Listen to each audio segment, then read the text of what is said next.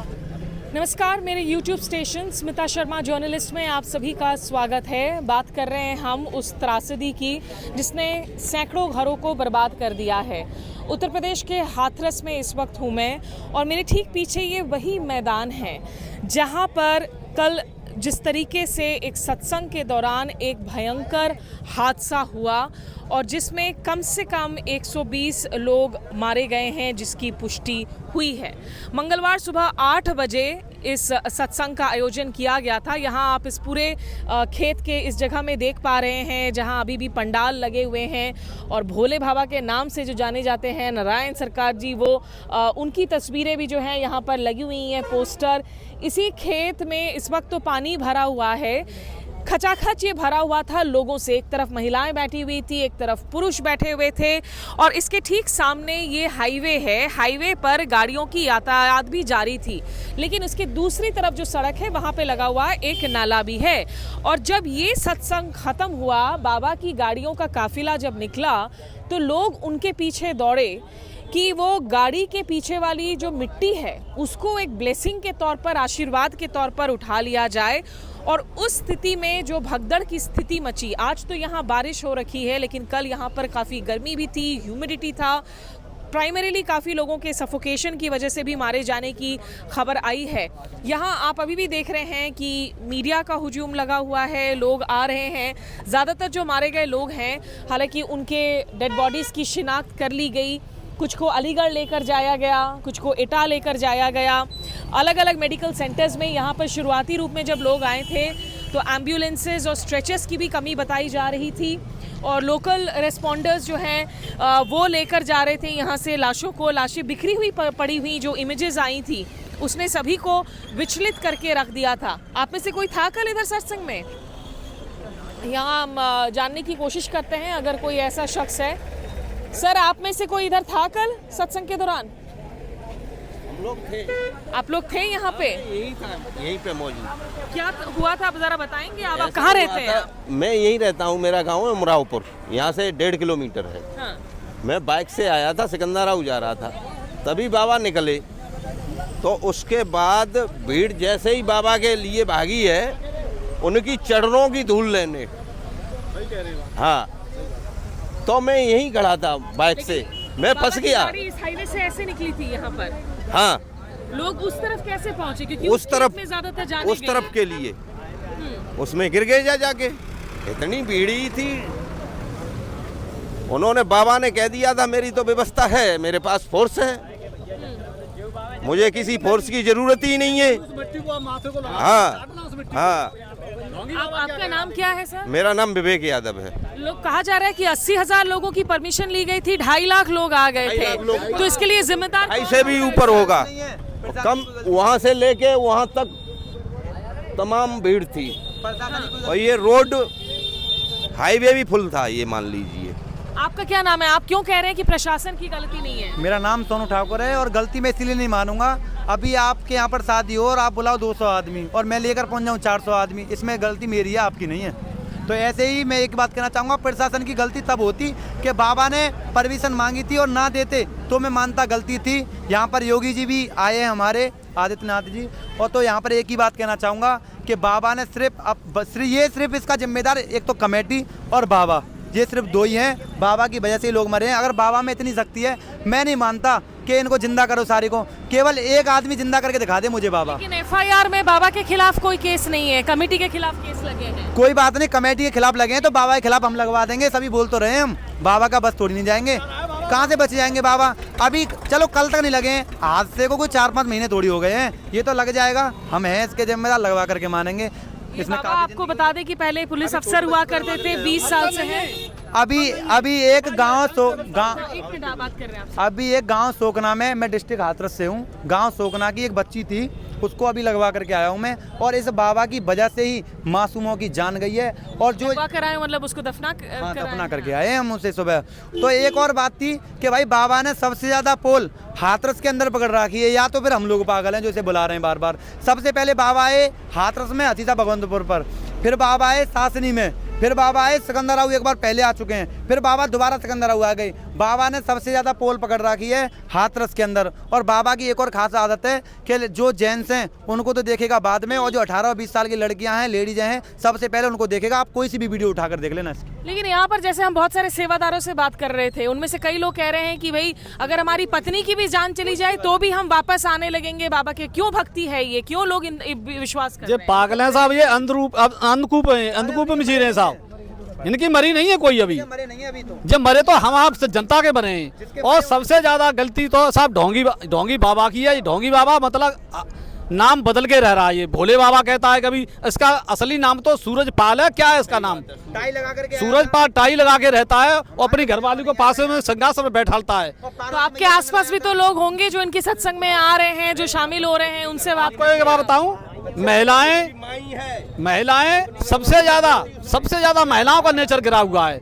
घर वाले में जूते मारेगी, चाय नहीं देगी, रोटी नहीं देगी, उसके आगे धूल चाटती है। आप बताइए, आपके पैर के छुओ तो आप आशीर्वाद दोगे? बाबा पे तो कोई केस नहीं लगाया है। आपको लग रहा है पुलिस को बाबा पे लगना चाहिए? फांसी हो उसको, हत्यारा है बाबा। ये 1000 आदमी मरे हैं उसके, वो आरोपी है, जिम्मेवार है। हमारी ये राय है, जो 500-600 जाने गई उनका बाबा जिम्मेवार है, उसे फांसी हो। जो कार्यकर्ता है उनको भी हो, और जो 500 जो बाबा की जितनी भी संपत्ति है। अभी तक मरने वालों की तादाद 120 बताई जा रही है। आपको गलत बता रहे हैं, गलत है। जो बाबा की संपत्ति है ना, वो जब्त कराई जाए, और सारी संपत्ति जो मृतक घोषित हुए उन मृतकों को दी जाए। और ये बाबा के जो आश्रम है ना, कि वो जिहाना और हुआ, वो सब पे बेल्टोजर चलवाई जाए। लेकिन जो पुलिस वाले भी हैं, अब जैसे वो अगर सुबह से उनको पता है कि 80,000 लोगों की आने की बात है, अगर वो देख रहे हैं कि 2-2.5 लाख लोग आ रहे हैं, क्या लोकल अथॉरिटीज को भी इसे लेकर ज्यादा सतर्क नहीं होना चाहिए था? हमें बताया जा रहा है कि शायद एम्बुलेंसेज वगैरह भी पर्याप्त मात्रा में नहीं थी जब ये पूरा कांड हुआ। ये बताइए आप, बाबा जब आदेश करते, SDM साहब से परमिशन ली बाबा ने, नंबर 1 बात। नंबर 2 बात, उन्होंने कह दिया मेरे पास तो फोर्स की व्यवस्था है, मुझे किसी की जरूरत नहीं है। हाँ, मेरे पास खुद का फोर्स है। हाँ, तो देखिए यहाँ लोगों के बीच में निश्चित रूप से एक बहुत बड़ा तबका है जिनमें ट्रक को पास हो जाने दे भैया, हाईवे में बहुत भयंकर गुस्सा है। हमने आज सुबह से कई ऐसे परिवार वालों से मुलाकात की है जो अभी तक अपने अपनों को ढूंढ रहे हैं। कोई अपनी बूढ़ी माँ को ढूंढ रहा है, कोई अपनी बूढ़ी ताई को ढूंढ रहा है। कुछ ऐसे लोग भी हैं जिनके माँ, जिनके बुजुर्ग जो हैं वो ICU में हैं इस वक्त, जिनका ट्रीटमेंट जारी है। बहुत से युवा बच्चे मिले, वो सवाल पूछ रहे हैं कि आखिर क्यों माँ बाप जा रहे हैं यहाँ पर शामिल होने के लिए। वो माँ बाप से रीज़न करना चाहते हैं, माँ बाप उनकी बात नहीं सुनते। लेकिन इसका दूसरा खेल, दूसरा स्वरूप ये भी है, वो लोग जो कह रहे हैं कि भाई ट्रेन एक्सीडेंट होने के बाद हम ट्रेनों की सवारी करना बंद नहीं करेंगे तो हम बाबा के सत्संग में आना क्यों बंद करेंगे। लोगों को भी सोचना होगा कि भक्ति अपनी जगह है, धर्म अपनी जगह है, लेकिन अगर ये अंधभक्त में थे अगर तब्दील हो जाए तो ये कितना खतरनाक है और लोगों की जिंदगियों के साथ कितना खिलवाड़ हो सकता है। लोग यही कह रहे हैं कि अब टेंट ना लगेगा और अब नहीं आएगा। देखते हैं, क्योंकि अफसोसनाक बात यही है कि जब जब इस तरह के बाबा उभर कर आते हैं तो उनको पॉलिटिकल पेट्रेनेज मिलती है। किसी एक दल से नहीं, तमाम राजनीतिक दलों के बड़े बड़े नेता उनके पांव छूने के लिए आ जाते हैं, उनकी फोटो आने लगती है सोशल मीडिया पर, और अथॉरिटीज भी कहीं ना कहीं ढिलाई बरतने लगते हैं इस तरह के प्रेयर मीटिंग में। ऐसा लगता है कि भारत में हम अपने पिछली त्रासदियों से कोई भी सबक कभी भी लेना नहीं चाहते हैं और सिर्फ इंतजार करते हैं कि एक त्रासदी के बाद कोई और त्रासदी हो जाए। देख रहे हैं आप यहाँ अलीगढ़ पुलिस की ये वैन, लगातार यहाँ फोरेंसिक यूनिट के जो लोग हैं वो यहीं पर आए हुए थे, इसी खेत में जहाँ मैं आपको थोड़ा सा बस दिखा दूँ। यहीं पर लोगों की जानें गई और लोग जो हैं वो फिसल कर गिरे भी थे उधर।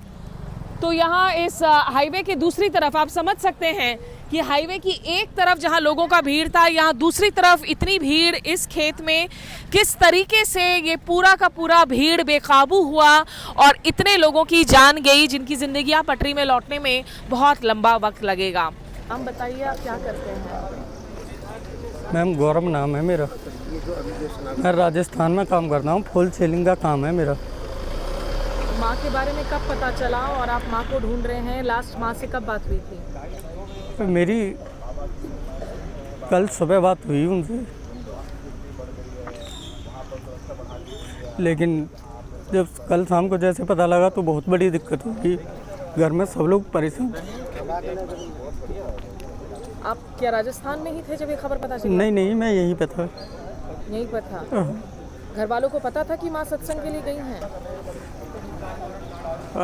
कल खेतों में काम हो रहा, हम तो खेतों में निकल गए सुबह से।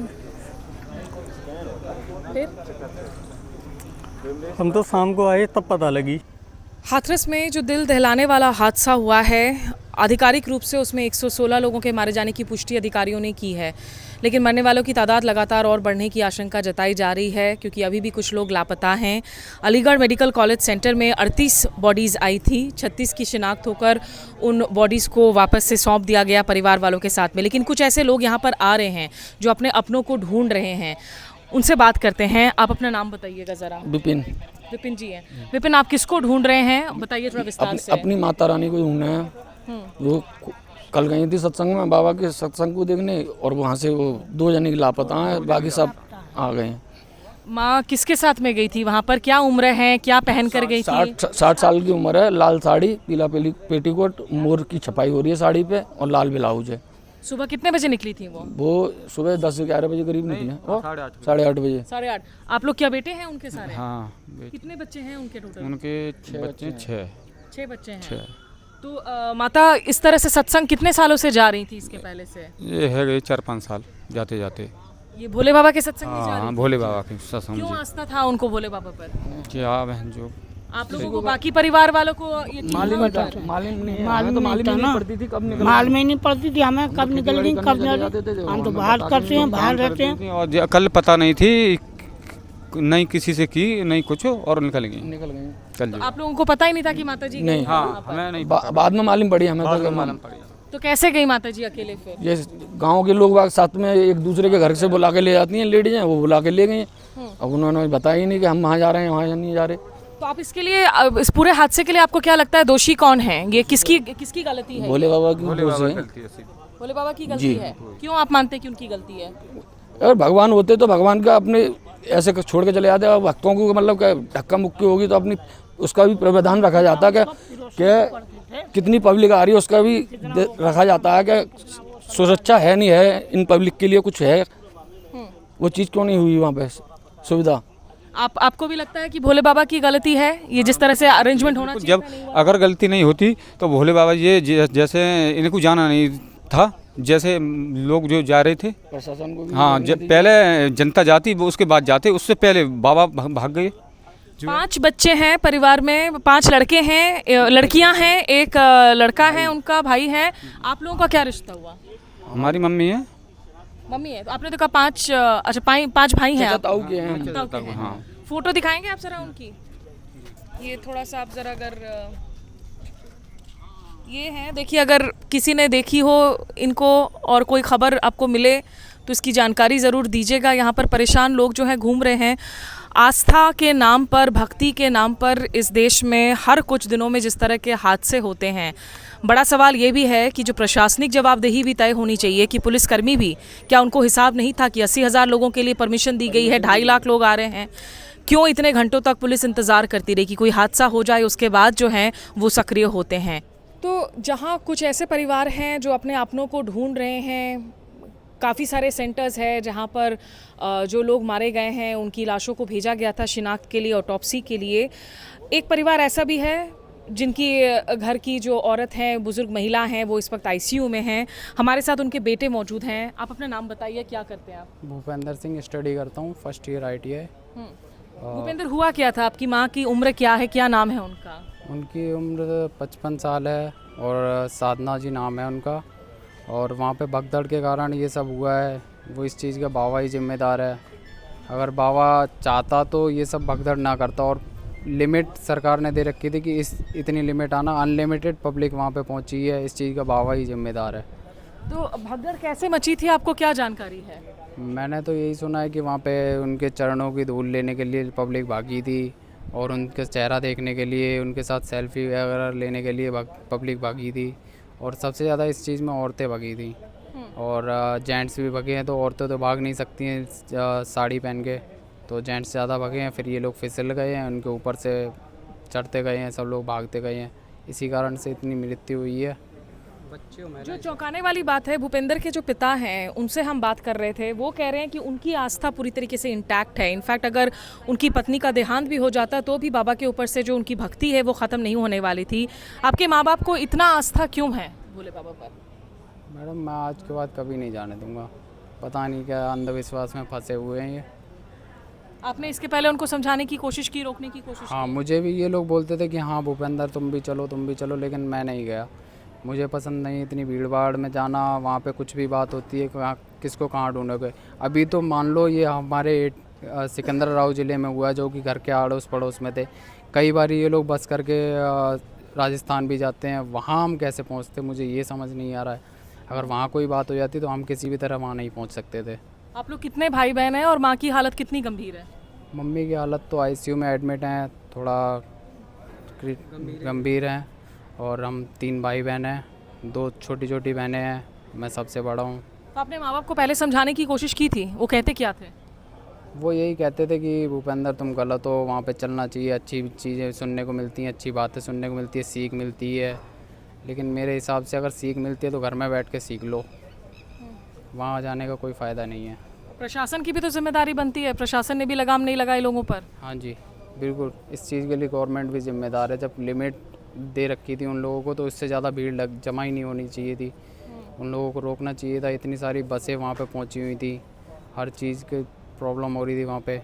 फायर ब्रिगेड के वहाँ पे थे, फायर ब्रिगेड मैं उधर से आया था तो मुझे को पूरी उस फील्ड में एक ही फायर ब्रिगेड नज़र आ रहा था वहाँ पे, और बहुत ज़्यादा कीचड़ वीचड़ हो रखी थी। बाबा को तो कोई फ़र्क नहीं पड़ा, बाबा तो अपने घर पहुँच गया, एसी की हवा में बैठा होगा। लेकिन यहाँ पूछो जिसके घर वाले मर चुके हैं, जो हॉस्पिटल में धक्के खा रहे हैं, उनसे पूछो, कोई गवर्नमेंट की तरफ से कोई वो नहीं मिली है हम लोगों को। ये गवर्नमेंट हॉस्पिटल है बट फिर भी यहाँ पे सारी चीज़ें प्राइवेट ही हो रही हैं। हमें सब चीज़ों को पैसे पे करने पड़ रहे हैं, सीटी स्कैन हो गया, ब्लड चेक हो गया, सब चीज़ों को पैसा पे कर रहे हैं। तो आप सुन रहे हैं, मतलब लोगों की आस्था के बहुत सारे स्वरूप सामने आते हैं। वो सेवादार हैं जो कह रहे हैं कि 20 साल से बाबा के दरबार जाते हैं, हमारी भक्ति तो जारी रहेगी। बाबा की भी जिम्मेदारी है इस पूरे हादसे की। मेरा नाम पिंटू है, मैं दिल्ली संगम बिहार से हूँ। और नारायण शाकाहारी जी का क्या कसूर है इसमें, क्योंकि वो तो किसी को बुलाते नहीं है, हम अपनी श्रद्धा के अनुसार जाते हैं, हमारी आस्था है उनके प्रति। और नारायण शाकाहारी जी पूरे ब्रह्मांड के स्वामी हैं, पूरे संसार के मालिक हैं। हमारा क्या है यहाँ पे, उनकी दुनिया जब वही उजाड़ना चाहेंगे, हम क्या आप और उसको बचा सकते हैं क्या? और हरि जी सत्य का पाठ पढ़ाते हैं और मानवता की बातें सिखाते हैं। हमें मानवता के तहत कर्म करना है, और जब तक ये तर रहेगा आस्था जुड़ी रहेगी, हरि जी के सत्य के साथ में जाते रहेंगे। लेकिन ऐसे युवा पीढ़ी के लोग भी हैं, और युवा पीढ़ी ही नहीं, कहीं बुजुर्ग भी हैं किसी परिवार में, जो कहते हैं कि पता नहीं परिवार वाले क्यों इस तरह के दरबार में जाना चाहते हैं भीड़ भाड़ के बीच में, और उनको समझाने के बावजूद जो है वो बातें समझते नहीं हैं। यहाँ हाथरस में मैं स्मिता शर्मा, मेरे यूट्यूब स्टेशन को सब्सक्राइब करना ना भूले, बेल आइकन को प्रेस करें दूसरे कंटेंट के लिए, और जिन लोगों से इसके पहले बात की थी उनकी बातचीत को भी यहाँ पर सुनिए।